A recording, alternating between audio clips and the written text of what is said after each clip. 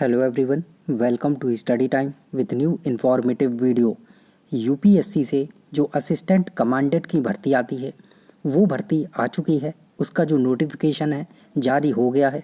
तो अगर आप लोग इस भर्ती का इंतज़ार कर रहे थे तो आप लोगों के लिए खुशखबरी है कि नोटिफिकेशन जारी हो गया है और आप जाकर फॉर्म भर सकते हैं। और जिन्हें इस भर्ती के बारे में पता नहीं था तो यहाँ पर हम कंप्लीट जो नोटिफिकेशन है वो आपको बताने वाले हैं। एक एक छोटी छोटी जो बारीकियां हैं वो सारी चीज़ें इसमें आपको बता देंगे, जिससे कि आपके सारे कन्फ्यूज़न जो हैं वो दूर हो जाएं और फिर अगर आप इस फॉर्म को भरना चाहें तो फॉर्म फिल कर सकते हैं, क्योंकि फॉर्म फिल करना शुरू हो गया है और इसकी जो अंतिम तिथि है वो 5 मई है। तो चलिए देखते हैं कंप्लीट नोटिफिकेशन। इसके पहले अगर आप इस चैनल पर नए हैं तो चैनल को सब्सक्राइब जरूर कर लें, क्योंकि सरकारी नौकरी से संबंधित सभी अपडेट यहाँ पर समय समय पर मिलती रहती है।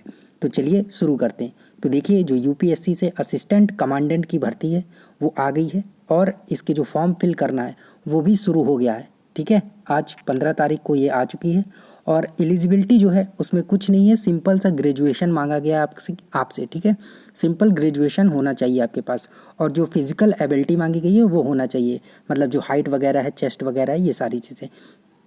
तो ये सारी चीज़ें आपके पास होनी चाहिए और सिंपल ग्रेजुएशन है, ना तो यहाँ पर ओ लेवल और ऐसी कुछ चीज़ मांगी गई है। और ध्यान देने वाली बात ये है कि ये गजटेड पोस्ट है। ठीक है, वर्दी वाली पोस्ट है, आप एक सेना में अधिकारी होंगे। ठीक है, आगे देखिए, तो candidate to ensure their eligibility for the examination, same चीज़ आपको जो बता दी है वही चीज़ है यहाँ पर। देखिए, लास्ट डेट ये यहाँ पर दी गई है कि 5 मई तक आपकी जो लास्ट डेट है वो रहने वाली है। ठीक है, तो अगर आप इस फॉर्म को फिल करना चाहते हैं तो अभी 2-3-4 दिन के अंदर ही आप इस फॉर्म को फिल कर दें। अंतिम तिथि का जो इंतज़ार है वो बिल्कुल ना करें कि अंतिम तिथि जब आ जाएगी तब आप फॉर्म फिल करेंगे। ठीक है, दूसरी चीज़, इसमें नेगेटिव मार्किंग होगी। जो आपका पेपर होगा इसमें नेगेटिव मार्किंग होगी और कितनी होगी, 1/3 की जो आपकी नेगेटिव मार्किंग है वो होने वाली है। ठीक है, 1/3 आपकी जो नेगेटिव मार्किंग है वो होगी। OMR सीट पर आपका जो एग्ज़ाम है वो होगा। ठीक है, ये यहाँ पर सारी डिटेल दी गई हैं कि वैकेंसी कितनी आई है। तो कुल जो पद हैं वो 159 है। अब आप सोचेंगे इतने कम पद, तो देखिए, ये कोई ऐसा नहीं है कि सिपाही की भर्ती नहीं है कि 50,000 आ जाए, ये अधिकारी की पोस्ट है। तो अधिकारी तो आप जानते ही कम होते हैं, जैसे कि आप जिला में जानते होंगे एक SP होता है, बाकी सिपाही दरोगा ढेर सारे होते हैं। तो SP की तो पोस्ट एक ही होगी, तो वैसे ही यहाँ पर है असिस्टेंट कमांडेंट एक ही होगा, है ना। तो ऐसे ही करके 159 जो पोस्ट हैं वो है। और BSF में 35 आई हुई है, CRPF में 36, CISF में 67, ITBP में 20, SSB में 1। ठीक है, तो ये यहाँ पर पद दिए गए हैं। अब इसमें से अगर आप BSF में जाना चाहते हैं, बॉर्डर में, जैसा कि आपको पता है पाकिस्तान सीमा में BSF लगी रहती है और आपको बढ़िया से पाकिस्तान से बदला लेना है ना, अपना दिखाना है भारत के प्रति प्रेम। तो हालांकि इसका फॉर्म भरेंगे तो हर व्यक्ति भारत के प्रति प्रेम रखता है, ऐसा कोई वो नहीं है कि कोई भारत के प्रति प्रेम नहीं रखता है, लेकिन यहाँ जाकर आप डायरेक्टली देश की सेवा कर सकते हैं। और बाकी अगर आप CRPF भरते हैं, CISF, जो भी आपको अच्छी लगती है उसका प्रेफरेंस आप दे सकते हैं। उसमें मतलब आपसे जो जैसा आपका नंबर आएगा, मार्क्स आएगा, उस हिसाब से आपको यहाँ पर मिल जाएगा। ठीक है, तो वैकेंसीज़ यहाँ पर दे दी गई हैं। अब बात करते हैं एग्ज़ाम सेंटर की, कि एग्ज़ाम सेंटर जो है वो आपको कहाँ मिलेगा। तो एग्ज़ाम सेंटर ये दिए गए हैं। अगर आप यूपी से हैं तो प्रयागराज चुन सकते हैं, लखनऊ चुन सकते हैं। ठीक है, ये सारी चीज़ें यहाँ पर दी गई हैं। और सीधी सी चीज़ यहाँ पर ये है कि फर्स्ट अप्लाई फर्स्ट अलॉट, जल्दी से जल्दी इस फॉर्म को भर देंगे ताकि आपको सेंटर जो है वो मिल जाए। अगर लखनऊ प्रयागराज ये भर गया तो फिर आपको और कहीं ढूंढना पड़ेगा, हो सकता है आपको हैदराबाद जाना पड़े या विशाखापट्टनम जाना पड़े। तो जल्दी से जल्दी फॉर्म को भर दीजिएगा ताकि आपको जो अपने शहर के पास में सेंटर है वो मिल जाए। ठीक है, एलिजिबिलिटी की कंडीशन यहाँ पर जो दी गई हैं वो सीधा सीधा बताया गया, नेशनलिटी वगैरह, सेक्स वगैरह, ये सारी चीज़ें हैं।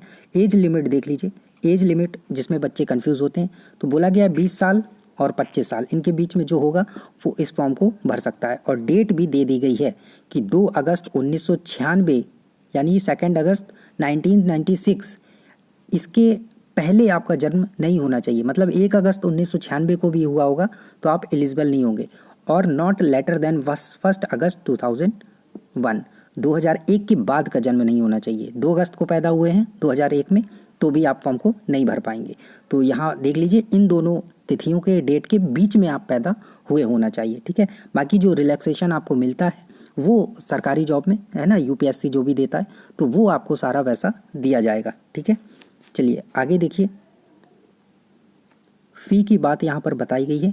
तो जो आपकी फ़ीस है वो जो अनरिजर्व कैटेगरी के हैं, जनरल, ठीक है, और ईडब्ल्यूएस, ओबीसी, इन सभी को जो है 200 रुपये जो फ़ीस है वो देनी पड़ेगी। 200 रुपये का आपका फॉर्म है।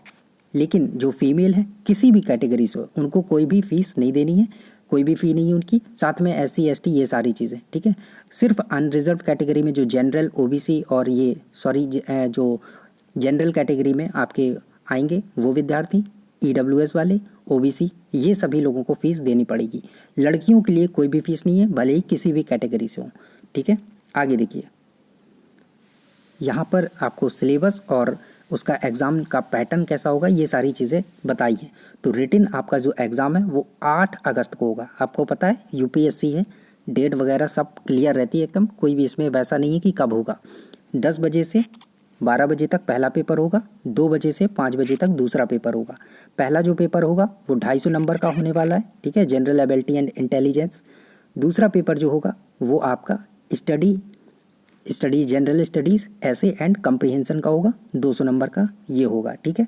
नोट करने वाली यहाँ पर बात जो दी गई है उन्हें आप ध्यान से पढ़ लें। और जो मैं नोटिफिकेशन बता रहा हूँ इसके साथ साथ ये नोटिफिकेशन आपको हमारे टेलीग्राम चैनल पर भी मिल जाएगा।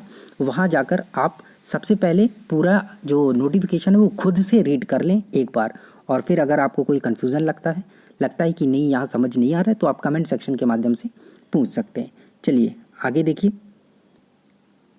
फिज़िकल एफिशिएंसी टेस्ट जो होगा आपका पीटी, वो यहाँ पर बताया गया है कि जो 100 मीटर रेस होगी आपकी, ठीक है, मेल के लिए 16 सेकंड है, 16 सेकंड में आपको दौड़ लेना है, और फीमेल को 18 सेकंड में।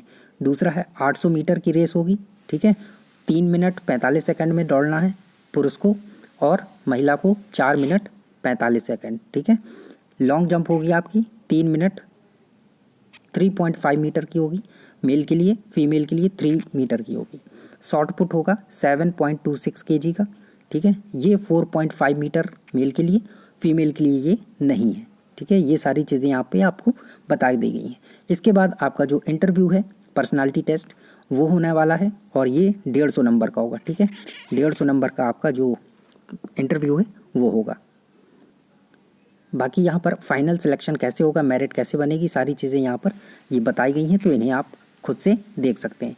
पेपर जो जनरल एबिलिटी एंड इंटेलिजेंस है, इसका यहाँ पर ये सारा सिलेबस वगैरह दिया गया है, इसको आप ध्यान से खुद से रीड कर लें कि क्या पूछा जाना है, क्या नहीं पूछा जाना है। आगे देखिए, ये सारा हिस्ट्री, इंडिया, वर्ल्ड ज्योग्राफी, सारा चीज़ यहाँ पर दिया गया है।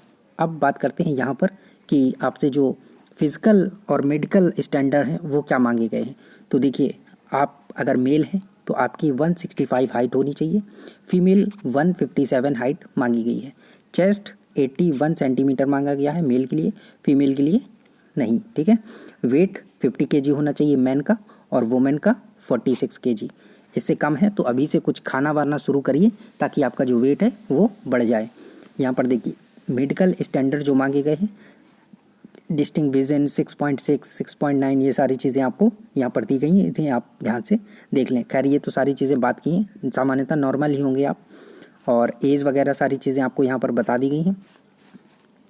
यही यहाँ पर सारी चीज़ें दी गई हैं, बाकी इसमें एक्स्ट्रा कुछ नहीं है, सारी चीज़ें आपको बता दी गई हैं। 200 रुपये आपके लगने वाले हैं ये फ़ीस।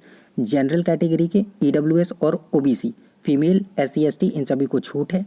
5 तारीख आपकी 5 मई जो है अंतिम तिथि है, और फॉर्म भरना आज से शुरू हो चुका है, ठीक है। बाकी और कोई कन्फ्यूज़न है तो आप कमेंट सेक्शन के माध्यम से पूछ सकते हैं। थैंक यू, मिलते हैं नई इन्फॉर्मेटिव वीडियो के साथ।